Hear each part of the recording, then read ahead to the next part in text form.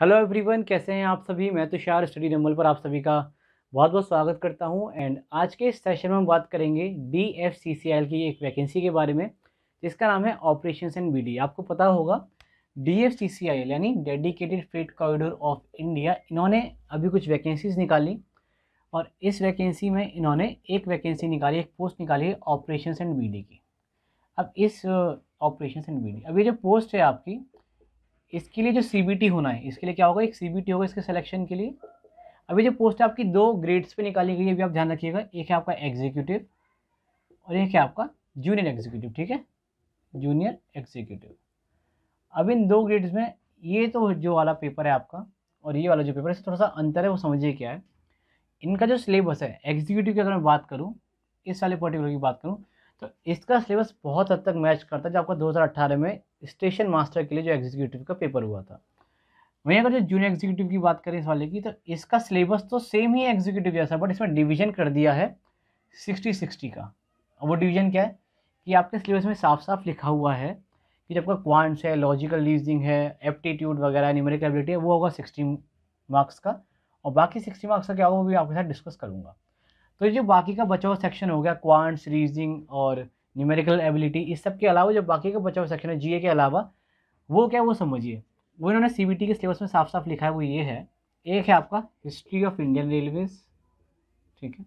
देखिए अभी पूरी बात करेंगे कि भाई आपको CRM वगैरह ये सब क्या है और क्या पढ़ना है, ठीक है। क्योंकि देखिए हो क्या रहा है, आज से पहले आपके जो ऑपरेशन एंड BD का पेपर हुआ ही नहीं है, कभी हुआ ही नहीं है। कोई अगर ऐसा कह रहा है कि प्रीवियस ईयर पेपर, देखिए कोई प्रीवियस ईयर पेपर है ही नहीं। अभी आपके सामने मैं दिखाऊंगा, अभी आपको प्रीवियस ईयर पेपर आपके यहाँ पे दिखेगा, आपको स्क्रीन के ऊपर आप देखेंगे, वहीं पे स्टेशन मास्टर के लिए हुआ था 2018 में। तो पहली बार ये पेपर हो रहा है। अब सब ऐसा क्यों कह रहे हैं कि भाई 24 question history of Indian railway से आएंगे और भाई DFCCIL से आ जाएंगे?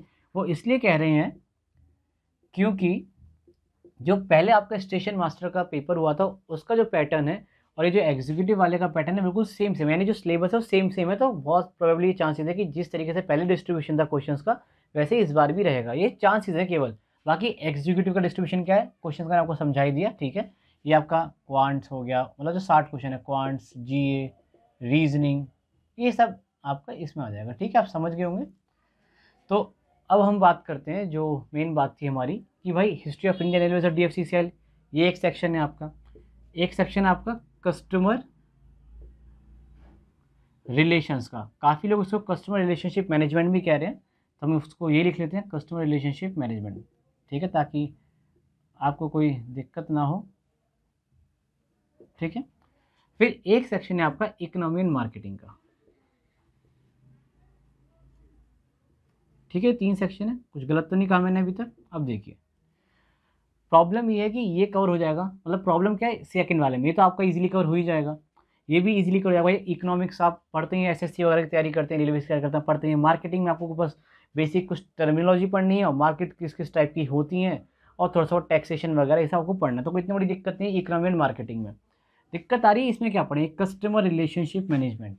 आपको पता होगा हमने हिस्ट्री ऑफ इंडियन रेलवेज कल से शुरू कर ही दिया था, आपको उसका पार्ट बना चुका है, जिसमें हमने प्री इंडिपेंडेंस क्या क्या डेवलपमेंट्स तो पढ़े थे और बहुत मेजर डेवलपमेंट्स पढ़े थे। आपके टोटल हम 3 क्लासेस लेंगे, जिसमें एक में तो हमने कर लिया भाई प्री इंडिपेंडेंस, एक में करेंगे पोस्ट इंडिपेंडेंस क्या डेवलपमेंट हुए, और एक में हम करेंगे सारे इंपॉर्टेंट टर्म्स, फैक्ट्स और DFCCIL के बारे में, ठीक है।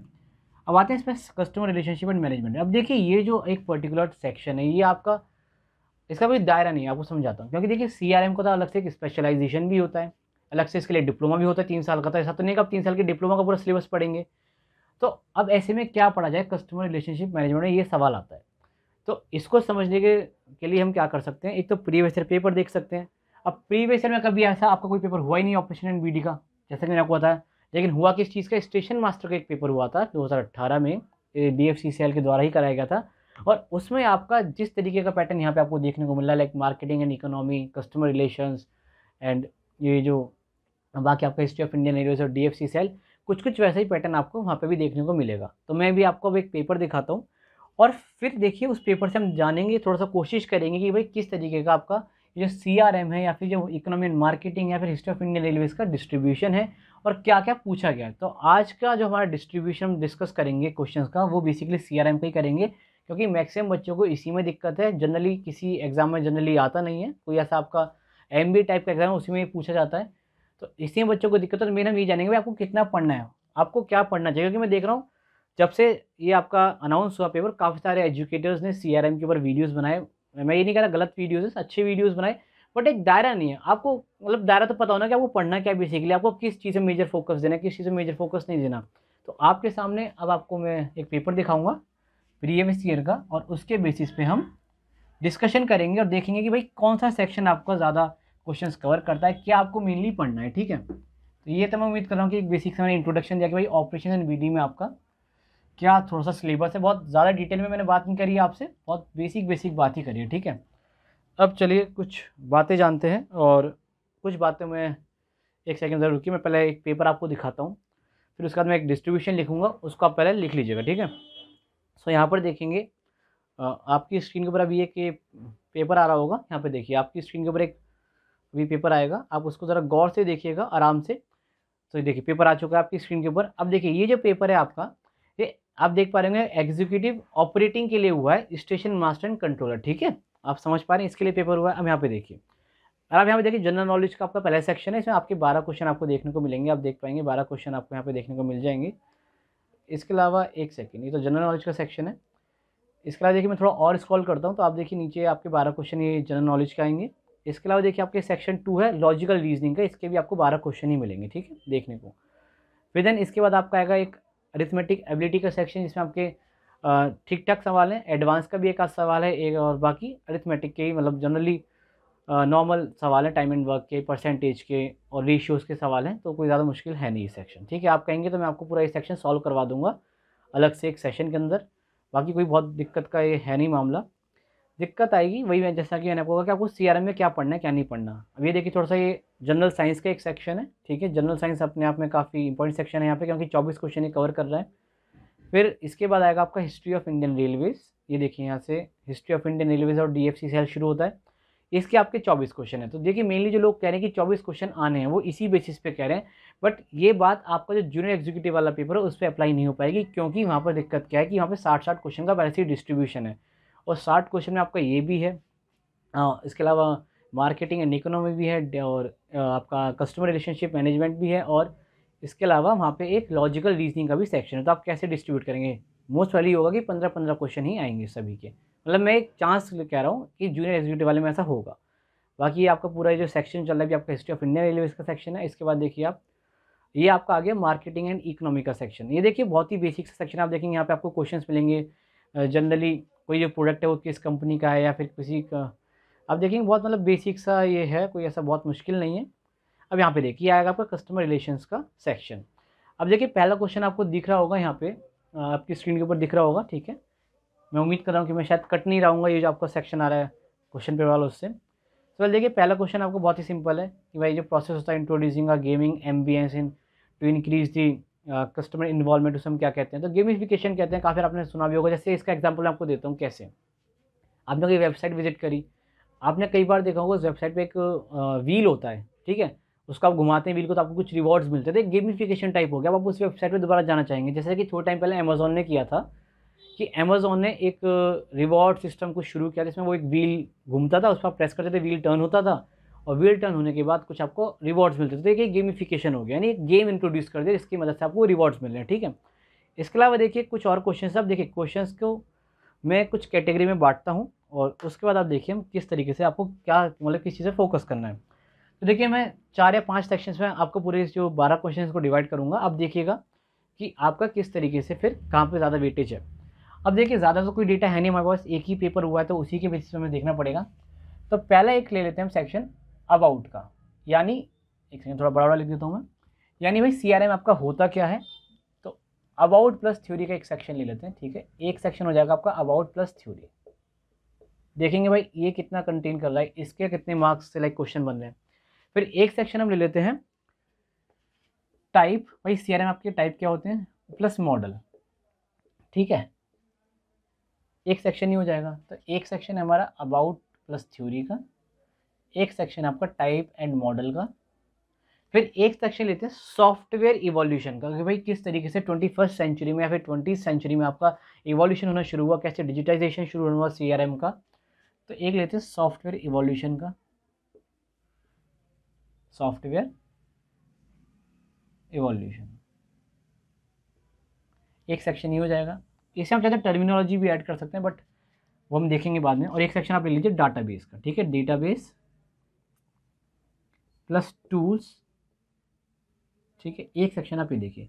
बाकी एक सेक्शन आप टर्मिनोलॉजी का इस डेटाबेस में ऐड कर सकते हैं। तो ये 4 सेक्शंस के बेसिस में आपसे अब बात करूंगा। अब देखिए, आप पहला क्वेश्चन ही देखिए। ये जो क्वेश्चन आपका थ्योरी बेस्ड क्वेश्चन है, like purely theory based question है, ठीक है। तो मान लेते हैं अब इसको मार्किंग करना शुरू करते हैं कि आपका जो थ्योरी में आपका अभी एक क्वेश्चन आ गया, ठीक है। आप देखिएगा एंड तक आपका किस तरीके से डिस्ट्रीब्यूशन होता है। फिर देखिए सेकंड क्वेश्चन है, in CRM database management both factor analysis and cluster analysis are which type of technique. तो देखिए, ये जो आपकी फैक्टर एनालिसिस है और ये जो आपका क्लस्टर एनालिसिस है, आपका ईसीआरएम का पार्ट होता है। और बेसिकली इसमें हम करते हैं क्या है, जब आपको बहुत सारा डेटा जो होता है उसको हम रिड्यूस करने की कोशिश करते हैं एक तरीके से। जब आपका डेटा बहुत ज़्यादा फैला हुआ होता है उसको हम कैरेक्टराइज करते हैं, जिससे आपको जो फैला हुआ डेटा है वो थोड़ा कम जगह में आए, थोड़ा वो लाइक कम जगह नहीं बोलेंगे, लाइक बोले तो बहुत आसानी से आपको समझ में आए। यानी जो आपका डेटा रिडक्शन कर रहे हैं आप, लाइक उसको कैरेक्टराइज करके, उस टेक्निक को हम बोलते हैं फैक्टर एनालिसिस और क्लस्टर एनालिसिस। और टोटल 3 टाइप के होते हैं। एक होता है आपका मल्टी विटेट टेक्निक, ठीक है।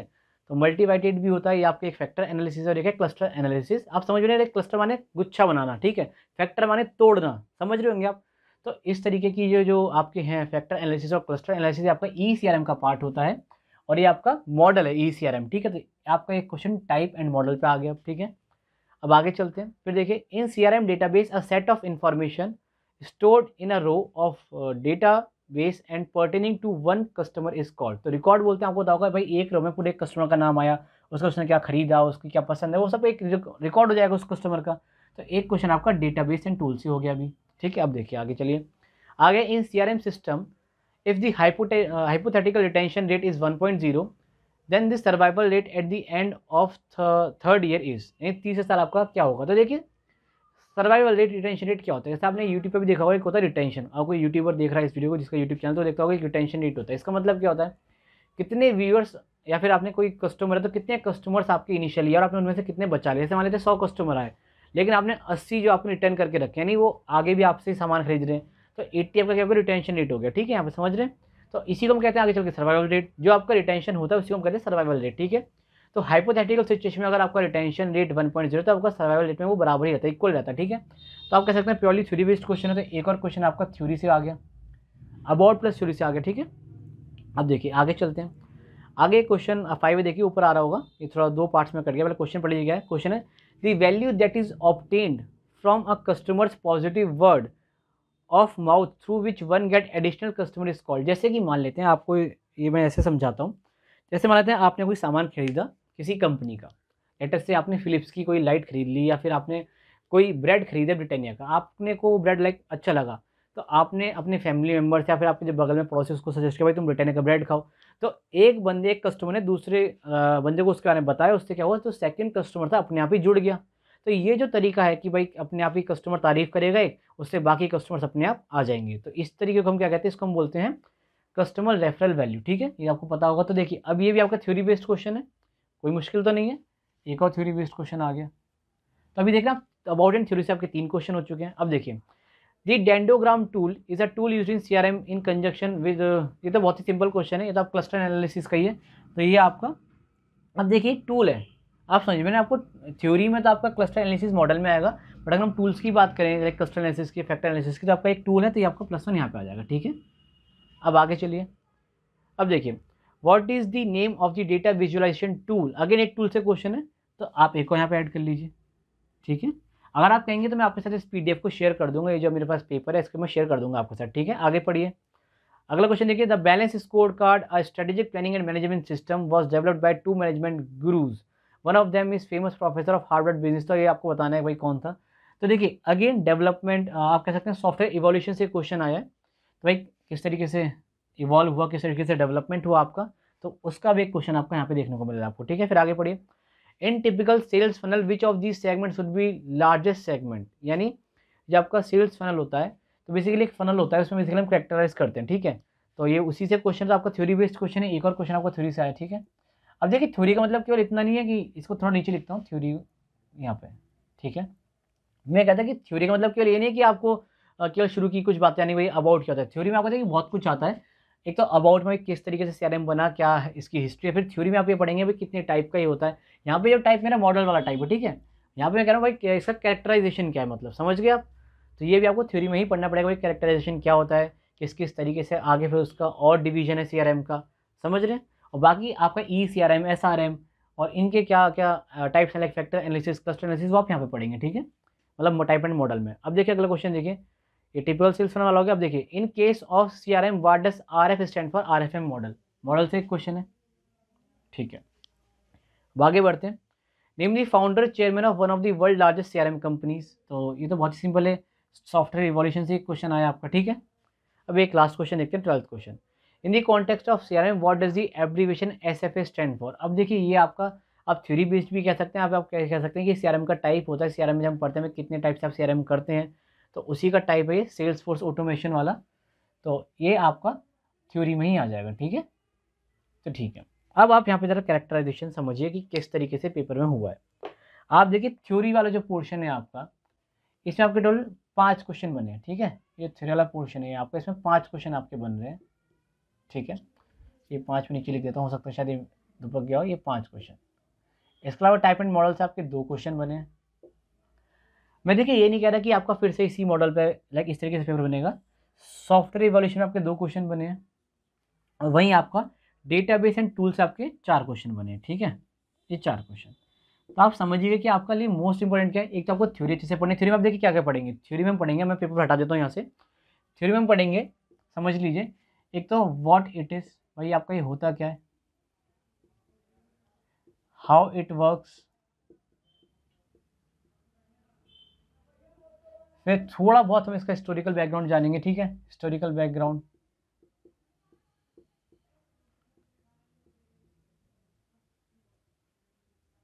ठीक है, इसके अलावा देखिए और क्या पढ़ेंगे इसमें हम, इसके अलावा पढ़ेंगे हमने टाइप्स, या फिर इसको टाइप्स लिखा, आप कैरेक्टराइजेशन लिखिए इसका, ठीक है, कैरेक्टराइजेशन।